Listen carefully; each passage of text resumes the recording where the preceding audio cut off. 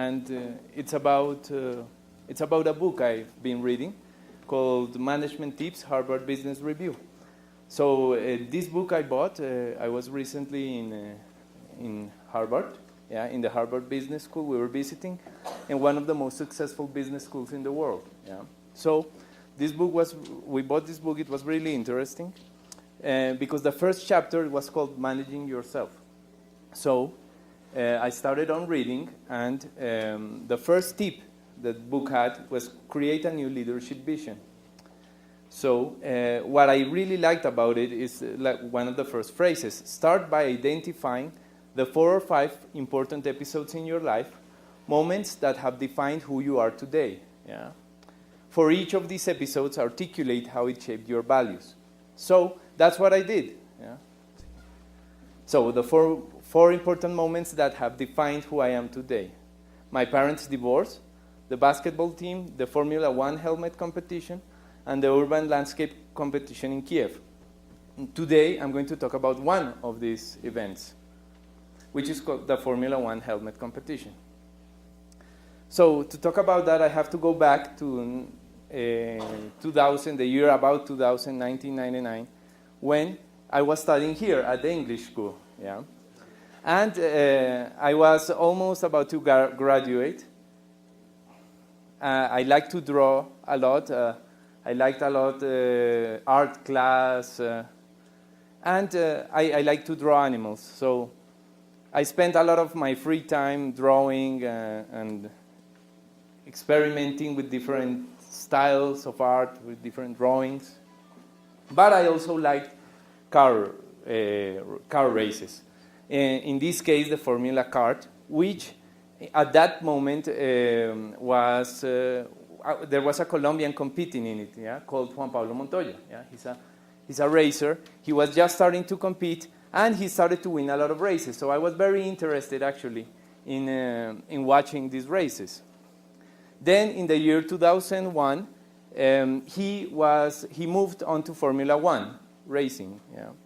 And as we all know, Formula One racing is the top category in car races. So he went on to compete in the BMW Williams team, and compete against Michael Schumacher, which is like the most famous car racer in the world, and it's the most demanding category of car racing. So at that moment, I remember, it was the start of the year, I thought, okay, one day in my life I have to go to a Formula One race. At least once. It's something that I want to do, it's something that I have to do. So, in July 2001, in a magazine called Semana, in Colombia we have this opinion magazine. It's one of the most popular magazines in the country. Came this little article, which basically announced a competition to design his helmet. So, and the prize was to go to the Formula One Grand Prix in Indianapolis. Indianapolis being one of the most important racetracks in the world. So I said to myself, okay, that's an option, that's the way. That's the way I can achieve my dream. So I sat down and started to draw a little bit, to sketch. The theme was the good things about Colombia. So I started to sketch a little bit and worked with different shapes, with different ideas, coffee, the country's wildlife. This was done a long time ago. But basically, I evolved these designs. It took me about 2 weeks of work. And with time, they became a lot more interesting for the helmet. I experimented a lot. Here you can see the evolution of these designs, trying to portray Colombia's rich wildlife and fauna. And these were the designs I ended up sending to the competition, this one and the other one. So I sent this and waited to see what would happen with the results of the competition. And then on September 2001, my father came to me and he said the following, there are other factors besides the quality of your ideas and proposals that will prevent you from winning. You shouldn't get your hopes up too much. so you don't get too disappointed. Yeah? And I remember this quite clearly. And I didn't answer, but I heard it, and it stayed on my mind until today. But a couple of days later, I received a phone call. Yeah? And in this phone call, they told me, basically, you won the competition. Yeah? So I was very shocked and very happy about it. And time passed very fast, and I was in the United States Grand Prix in Indianapolis. Yeah? So I got a chance to go to that race. I had all access, so I could visit the pits. I could visit the Formula One team from Juan Pablo Montoya, the Colombian driver. And obviously, he took me around, and I met a lot of the racers, Michael Schumacher, and all of the people who were there. Yeah? We revised the design with him over lunchtime in the middle of the race, and then we got to see the race in first row, which was actually a very exciting experience. Unfortunately, Juan Pablo's car broke down in the middle of the race, but it happens, and Michael Schumacher and the Mercedes guys won that race. But a couple of races later, yeah, they did the helmet that I designed. Yeah. So I got to see it, and for me it was quite an interesting experience. Yeah. Because after all that hard work, finally I've been seeing a Formula One helmet with my design on it. Yeah? So I got to see it firsthand, yeah?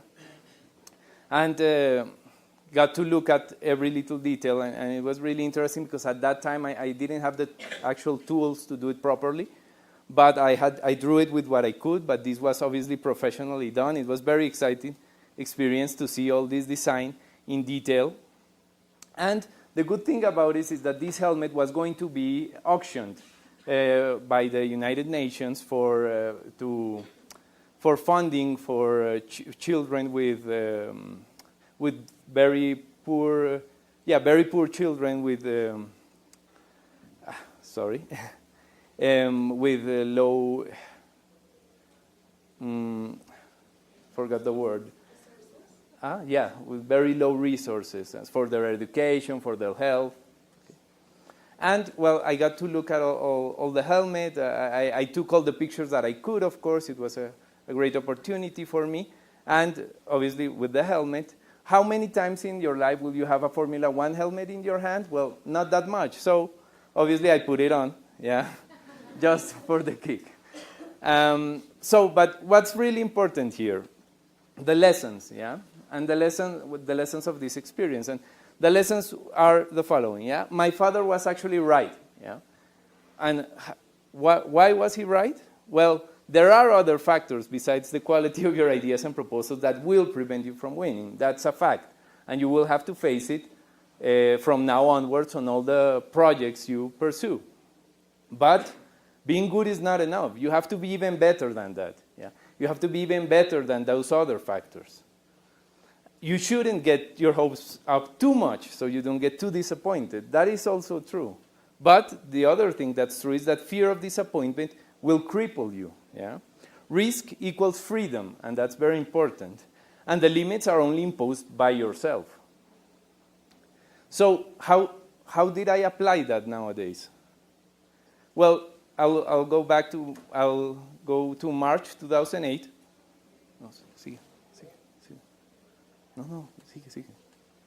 March 2008, I was studying architecture, almost finishing my studies, which had a lot of this. Yeah, I thought architecture was a lot of this, but it really was a lot of this. Yeah.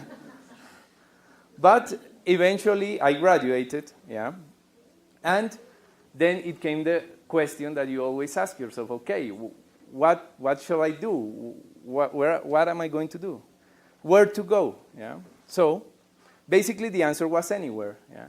At that moment, we could conquer the world. Yeah. Why not? But one of our teachers said, this is a picture of Bogota. One of our teachers always said to us, yeah, everything is yet to be done here. So you don't have to go. Yeah. Stay. And I guess that's what we did. Yeah. What to do? Well, start up an office. Why not? So we started working on our friend's apartment. We were 3 partners. And basically, it was his own room. We set up some computers we had and started working with little things. And slowly, we started to get a real office and started to build it up from scratch. We didn't have much. But with time, the tables arrived. We had to do all the cleaning. We still do. It started to look more of an office with time. And there we working. It had a little problem. Everything wasn't perfect, so we had a really problematic afternoon light that had to be solved somehow. Yeah. But slowly, we built it up, and we changed to a bigger office now. One of our partners left, but we still kept growing. And nowadays, the office looks more or less like this. There are 9 people working there. And but why did we do that? Why build an office? Yeah, basically to do what we like, and I think that's a very important factor in all of this.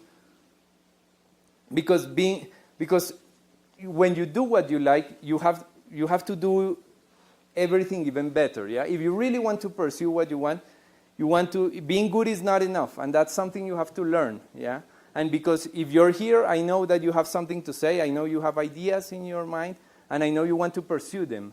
So it's very important that you understand that being good is not enough. You always have to be better. So what did we do in the office? Yeah? This is what they do here in Colombia. This is what construction companies, architectural companies do here. Yeah? And personally, I think it's not good enough. We try to do something different. Yeah? We take spaces like this and transform them. Yeah? We dream. We envision a different future for different cities all around the world. And we create better places, urban environments for people. Yeah? But that's one of the things we do. But let's focus on the other lesson. Yeah? Fear of disappointment will cripple you. Risk equals freedom, which is very important. And the limits are only imposed by yourself. In this case, we got the opportunity to participate in a competition called the Bering Strait Connection. And it was an international competition to connect, actually, the Bering Strait. So, basically, we proposed between Alaska and Siberia, we proposed a connection. Yeah? We proposed an archipelago with roads, with oil pipes that connected all of this territory and made it possible to literally connect the world through a single highway. Yeah? And contrary to what everybody thought, yeah, even our teachers thought we were crazy, we won the first prize of this competition. There were big offices there, and we were very young office. It was 2009. We had about a year of work only, and we won this international competition. It gave us great visibility. Yeah? And what was most important is that a Colombian team actually won this competition in the middle of Alaska, yeah? Which was absurd for that time. Yeah? But for us it wasn't, because there were really no limits. So and I remember that, because I remember one of the teachers that thought it was impossible always told us, okay, you're crazy, you don't have anything to do, how come you're doing a competition over there? But when we won, he said, okay, you have to go there, because this happens only once in your life. Yeah? But actually, he insisted on that so much, we didn't go to receive the prize, but he insisted that this would only happen once in your life. And that was quite a curious story because of what happens next and what has happened since. Yeah? I'm going to tell you the brief story of another of these competitions. This competition is in Ukraine. Yeah? It was the competition for the urban landscaping in Kiev for the Euro Cup that had recently passed. So we proposed basically a connection between the park, the center of Kiev, and the river, which has been lost through a huge highway that goes through it.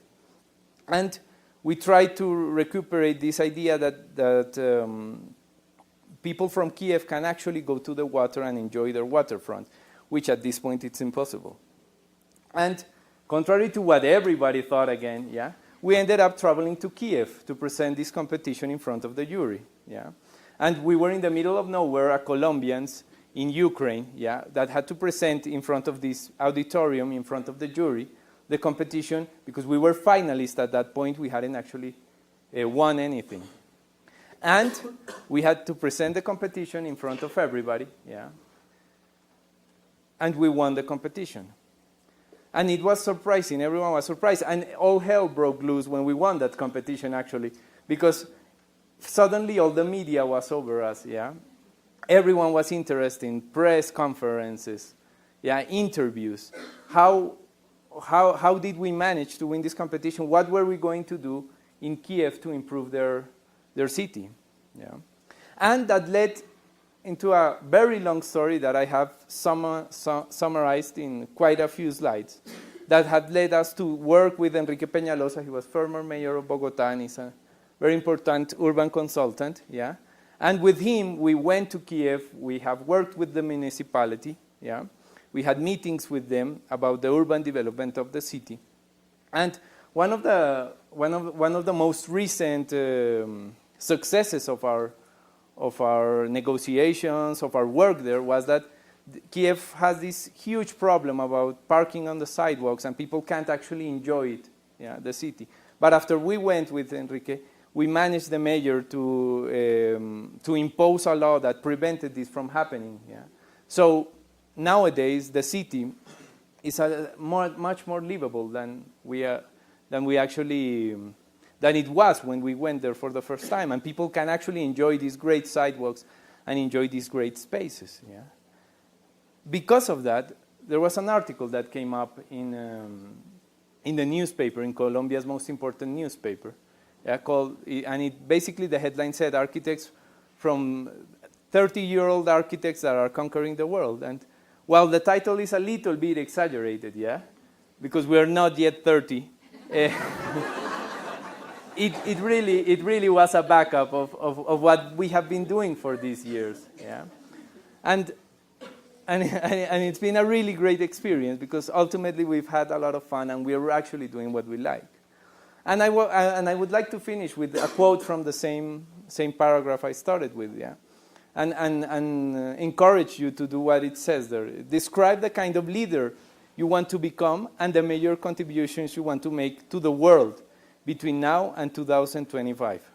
What will you be doing in 2025, and what impact do you hope to be making? Thank you very much.